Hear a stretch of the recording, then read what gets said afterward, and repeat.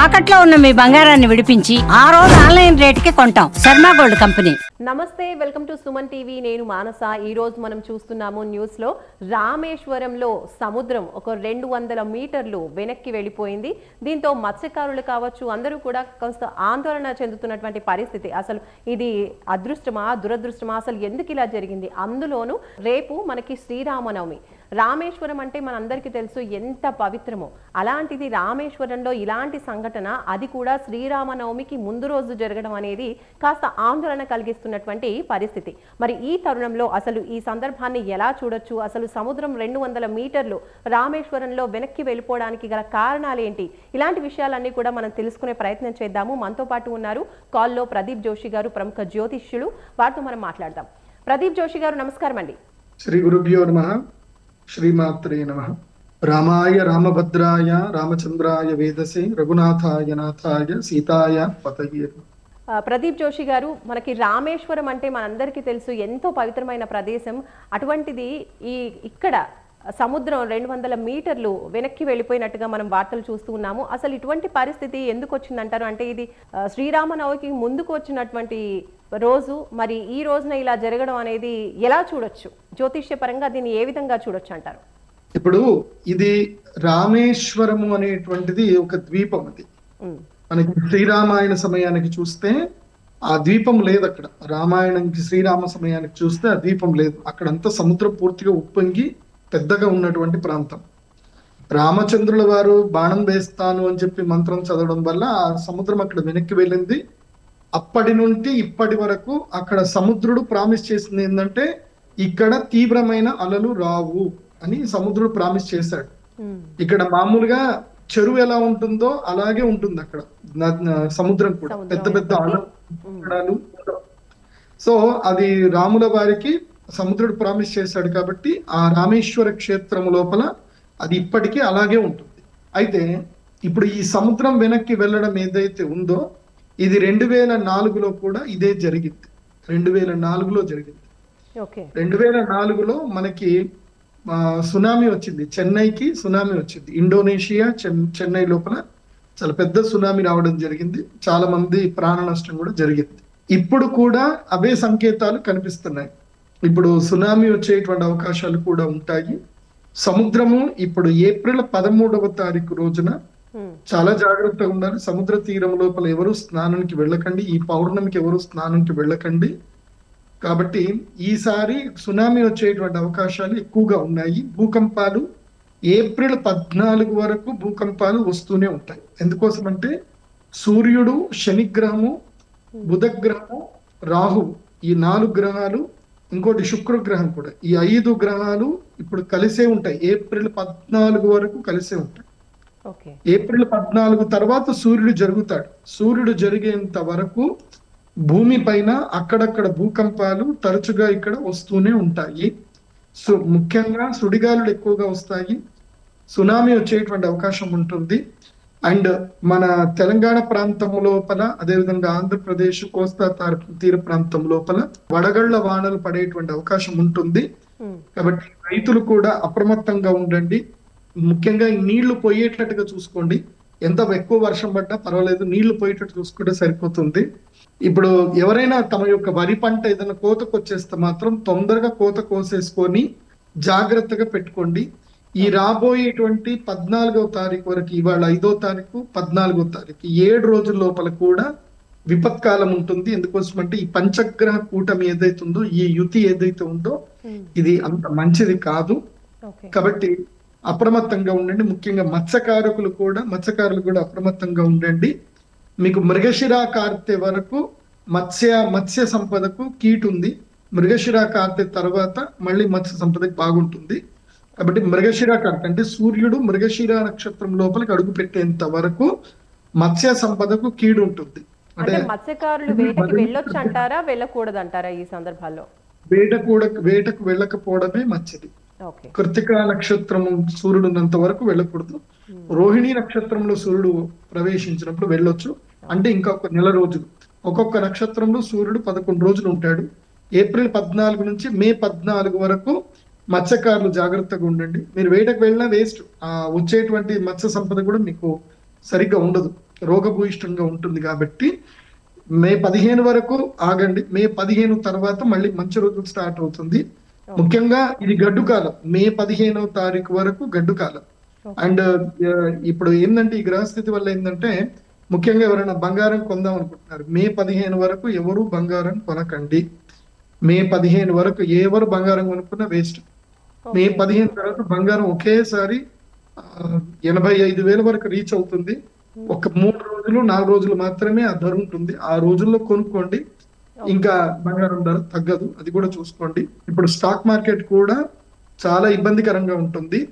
మేము ఇప్పుడు మళ్ళీ ఇంకా ప్రకృతి విపత్తులు ఇంకా సంభవించేటివి ఉన్నాయి. వాళ్ళకనే అవి కూడా పెద్ద పెద్దవి విపత్తులు సంభవించే అవకాశం ఉంది. అండ్ ఈ మే 15వ తారీఖు తర్వాత అమెరికా రిసెషన్ స్టార్ట్ అవుతుంది. ఆ రిసెషన్ ఏదైతే స్టార్ట్ అవుతుందో దాని ప్రభావం వల్ల డాలర్ ప్రైస్ డిక్రీజ్ అవుతుంది. దానితో గోల్డ్ ప్రైస్ కూడా పడిపోతుంది.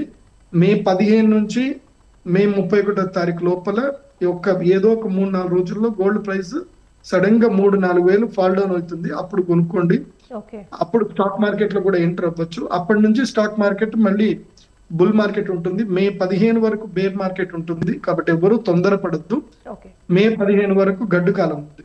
ఓకే, ఇప్పుడు నేపాల్లో ఈ రోజు భూకంపం వచ్చింది, మొన్న బ్యాంకాక్ లో కూడా భూకంపం వచ్చింది, మనం చూసాము. అయితే ఇప్పుడు మీరు మరికొన్ని రోజులు, ఇంకా 7 రోజులు కూడా కొంచెం జాగ్రత్తగానే ఉండాలి, భూకంపాలు వచ్చే పరిస్థితి ఉంది అంటున్నారు. అది మన ఏపీ తెలంగాణలో కూడా వచ్చే పరిస్థితులు ఏమైనా ఉన్నాయంటారా భూకంపాలు? లేదు లేదు, మన తెలంగాణ ప్రాంతం లోపలికి అయితే ఇప్పుడు భూకంపం రాదు. ఎప్పుడైతే భారతదేశంలో సూర్యగ్రహణం, సంపూర్ణ సూర్యగ్రహణం ఎప్పుడైతే ఏర్పడుతుందో, అది భాగ్యనగరంలో కనిపిస్తుందో, అప్పుడు మాత్రమే మన తెలంగాణ ప్రాంతంకి, తెలంగాణ అంటే త్రిలింగ క్షేత్రం ఇది, ఈ తెలంగాణ ప్రాంతంలో అప్పుడు భూకంపం వస్తుంది. అప్పటి వరకు తెలంగాణ ప్రాంతంలో భూకంపం రాదు. ఆంధ్రప్రదేశ్ కి కూడా భూకంపం వచ్చే ఛాన్సే లేదు. కాబట్టి ఎవ్వరు భయపడొద్దు. ఇది వేరే దేశాలలో భూకంపాలు వస్తాయి తప్ప మన దేశంలో భూకంపం రావడానికి ఛాన్స్ లేదు. మేబీ భూమి కదలొచ్చు, రిక్టర్ స్కేల్ పైన ఒక 2.3 పాయింట్ కదులుతుంది, కానీ నష్టం జరిగేంత ఏమైతే మనకు లేదు. వడగళ్ల వాన, చాలా పెద్ద పెద్ద ఈదురుగాలు వస్తాయి. అదొకటే మనకి రైతులకు నష్టపోయే అవకాశం ఉంటుంది. నేను మామిడి పళ్ళ రైతులకు ఏంటంటే, మీకు కాయ ఒకవేళ చేతికి వచ్చింది అంటే తొందరగా చెప్పేసి భద్రపరచుకోండి, అది మంచిది మీకు. ఎందుకోసం అంటే మామిడికాయలు చేతికి వచ్చే టైంకి వడగళ్ల వానలు పడి మొత్తం మామిడికాయలతో నష్టపోతారు. సో ఆ విషయంలో రైతులు ఇప్పుడే అప్రమత్తంగా ఉంటే మంచిది. ఓకే, ఇప్పుడు రామేశ్వరంలో సముద్రం వెనక్కి వెళ్ళిపోయింది 200 మీటర్లు. ఇలాంటి పరిస్థితి ఇంకా వేరే సముద్ర తీరంలో కూడా కనిపించే అవకాశాలు ఉన్నాయంటారా? ఓన్లీ రామేశ్వరం వరకే ఉంటుందంటారా? ఇది ఒక ఎగ్జాంపుల్ చెప్తాను, జాగ్రత్త వినండి. ఇప్పుడు బ్యాంకాక్ లో భూకంపం వచ్చింది, థాయిలాండ్ లో. మీరు ఎప్పుడైనా బ్యాంకాక్ ఎవరైనా వెళ్ళిన వాళ్ళని అడగండి, లేదంటే రీసెర్చ్ కూడా చేయండి, ఆర్టికల్స్ ఉంటాయి. బ్యాంకాక్ లో ఏమవుతుందంటే, రాత్రి అయితే సముద్రం మొత్తం వెనక్కి వెళ్ళిపోతుంది. దాదాపు 300 మీటర్లు సముద్రం వెనక్కి వెళ్ళిపోతుంది రాత్రి. 300 మీటర్లు కాదు, 1 కిలోమీటర్ వరకు సముద్రం వెనక్కి వెళ్ళిపోతుంది రాత్రి అయితే. తెల్లవారితే సముద్రం మొత్తం ముందుకు వచ్చేస్తాం. బ్యాంకాక్ లో అదే జరుగుతుంది. సో సముద్రము వెనక్కి వెళ్ళడం, ముందుకు రావడం అనేది కొన్ని తీర ప్రాంతంలో జరుగుతాయి. ఆ తీర ప్రాంతంలో జరిగేది రామేశ్వరం చాలా ఇంపార్టెంట్. ఈ రామేశ్వరంలో ఏంటంటే ఎవ్రీ 12 years ఒకసారి, ప్రతి 12 సంవత్సరాలకు ఒకసారి రామేశ్వరంలో సముద్రము 300 మీటర్ల నుంచి 400 మీటర్ల వరకు సముద్రము వెనక్కి వెళ్ళడము, మళ్ళీ ముందుకు రావడం అనేది సహజ సిద్ధంగానే జరుగుతుంది. ఎందుకోసం అంటే అక్కడ శ్రీరాముడు ఏదైతే చేసినటువంటి అనుజ్ఞకి సముద్రుడి యొక్క ఏదైతే మట్టము, భూమి యొక్క శాతం పెరిగింది. అక్కడ చూడండి, సముద్రం ఉన్నట్టు ఉండదు. మీకు కేవలం ఒక రామేశ్వరం ప్లేస్ లోని ఎవరో పెద్ద ఆయన రామేశ్వరం కానే కాదు, అక్కడ రాముడు ప్రతిష్టాపన చేయలేదు, రాముడు ఈశ్వరుని ఆరాధన చేయలేదు అన్న. మరి అలాంటప్పుడు అక్కడ మరి శ్రీరామాయణంలో చెప్పినట్టుగా సముద్రం ఎందుకు అక్కడ ప్రశాంతంగా ఉంటుంది? మరి దీనికి ఎవరైనా ఒకరు సమాధానం చెప్పాలి కదా అంటే లేదు.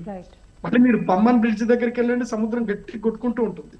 కేవలం రామేశ్వర క్షేత్రం దగ్గర దాదాపు 5-10 కిలోమీటర్స్ రేడియస్ లో సముద్రము పోర్ట్ ఉండదు పెద్దగా. సో ఇది జియోలాజికల్ గా అది రామాయణానికి సంబంధించింది. కాకపోతే ఇప్పుడు ఇది మనకు ఒక సూచన ఏంటంటే, చెన్నై ప్రాంతంలో మాత్రం సునామీ వచ్చే సూచన అయితే ఉంది. సో ఇండోనేషియా అదే సముద్ర దీవులు అంటారు కదా, ఇండోనేషియా ప్రాంతం లోపల శ్రీలంక దగ్గర భూకంపం అయితే ఉంది, అక్కడ భూకంప కేంద్రం అయితే అక్కడ ఉంటుంది. దాని యొక్క ప్రభావం ఈసారి మనకి సునామీ వచ్చే అవకాశం ఉంటుంది. మేబీ వైజాగ్ లో కూడా సునామీ రావచ్చు. ఈస్ట్ కోస్టల్ లో సునామీ అయితే వచ్చే అవకాశాలు ఏప్రిల్ 13, 14 అయితే ఉన్నాయి. ఏప్రిల్ 13, 14 అయితే సముద్రము పోటు ఉంటుంది. కాబట్టి విశాఖపట్నంలో కానీ కాకినాడలో కానీ మన తెలుగు వాళ్ళకి చెప్పేది ఏంటంటే ఆ బీచ్ లోకి వెళ్ళకండి. ఆ రుషికొండ బీచ్ కానీ ఆ బీచ్ లోకి స్నానంకి అయితే ఈ ఈ ఒక 15 రోజులు అవాయిడ్ చేయండి. ఎవరు బీచ్ లో స్నానాలకైతే వెళ్ళకండి. ఎప్పుడు సముద్రం ఏ విధంగా మారుతుందో తెలీదు. సునామీ అయితే వచ్చే అవకాశాలు ఉన్నాయి. పోట్ అన్న ఉంటుంది, సునామీ రాకపోయినా పోట్ అయితే ఉంటుంది. ఓకే, ఇప్పుడు అందరూ జాగ్రత్తగా ఉండాలి అని మీరు చెప్తున్నారు కాబట్టి చివరిగా అందరూ జాగ్రత్తగా ఉండాలి అంటే ఇప్పుడు జ్యోతిష పరంగా ఏవైనా చిన్న చిన్న పరిహారాలు లాంటివి, ఏమైనా స్తోత్రాలు లాంటివి ఏమైనా పఠించుకుంటే మంచిదంటారా? దైవారాధన మనం ఏదైనా ఒక రూపంలో దైవారాధన చెయ్యాలి. ఇప్పుడు వాతము గాలి మూలకంగా భూమి మూలకంగా ఈ విపత్తులు జరుగుతాయి కాబట్టి రేపు శ్రీరామనవమి అందరూ కూడా వెళ్ళి శ్రీరాముడిని ప్రార్థన చేయండి. ఎందుకోసం అంటే ఇది రామక్షేత్రము. మనకి విపత్తులు జరగొద్దు అని అంటే ఆ రామచంద్ర స్వామి మనం రక్షించాలి. కాబట్టి అందరు కూడా రేపటి రోజున జరిగే శ్రీరామనవమి ఉత్సవాల్లో అందరూ పాల్గొనండి. మీ ఇళ్లలో, మీ యొక్క దేవాలయాల్లో ప్రతి ఒక్కరు కూడా శ్రీరామ కళ్యాణాలు, శ్రీరామ జన్మోత్సవాలు చేయండి. అందరూ కలిసి రామరక్షా స్తోత్రం చదవండి. రామరక్షా స్తోత్రము ఎంతమంది చదివితే మనకు అంత రక్ష. మనకు అందరికీ శ్రీరామ రక్ష, సర్వ జగద్ రక్ష. అందరూ శ్రీరాముడి యొక్క రామరక్షా స్తోత్రం చదవండి. మనకి ఏ విపత్తులు లేవు. చిన్న చిన్న సంఘటనలు జరుగుతాయి, అవి కూడా ఎవ్వరికి ఏం నష్టం లేదు. నేను అమ్మవారి ప్రార్థన చేస్తాను. ఎవరు భయపడకండి, ఎవరు కంగారు పడకండి. మన దేశానికి అయితే విపత్తు లేదు. ఎందుకోసం అంటే మన దేశంలో అన్నదానం జరుగుతుంది.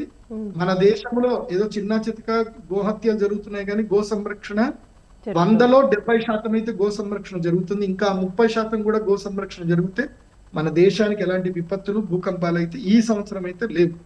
భవిష్యత్తులో నేను చెప్పేది ఏంటంటే ఈ వినే వాళ్ళందరూ కూడా చెప్తున్నాను, హై రైజ్ బిల్డింగ్ లో అపార్ట్మెంట్స్ కొనుక్కోకండి.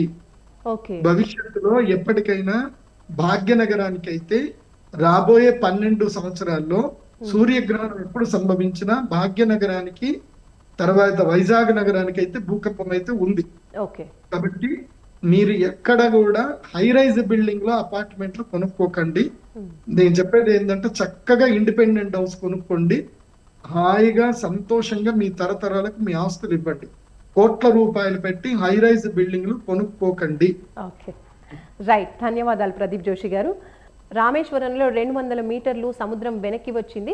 అయితే చిన్న చిన్న మనకి కనిపిస్తున్నటువంటి భూకంపాలు కావచ్చు, ఇవన్నీ జరుగుతాయి. కానీ ఏపీ, తెలంగాణలో మాత్రం ఇలాంటివి జరిగే అవకాశం లేదు. కానీ ఈదురుగాలులు, వడగాలులు వచ్చే ప్రమాదం ఉంది. కాబట్టి పంట, అలాగే ఫిషర్మెన్ వీళ్ళందరూ కూడా కొంచెం జాగ్రత్తగా ఉండాలి అని చెప్తున్నారు. శ్రీరామనవమి కాబట్టి అందరూ కూడా దైవ చింతన, రాముణ్ణి ప్రార్థించడం వల్ల చాలా మంచి జరుగుతుంది అని చెప్పి మనకి ప్రదీప్ జోషి గారు తెలియజేస్తున్నారు. ఎటువంటి భయం కానీ ఆందోళన కానీ చెందాల్సిన అవసరం లేదు అని కూడా తెలియజేస్తున్నారు. నమస్తే.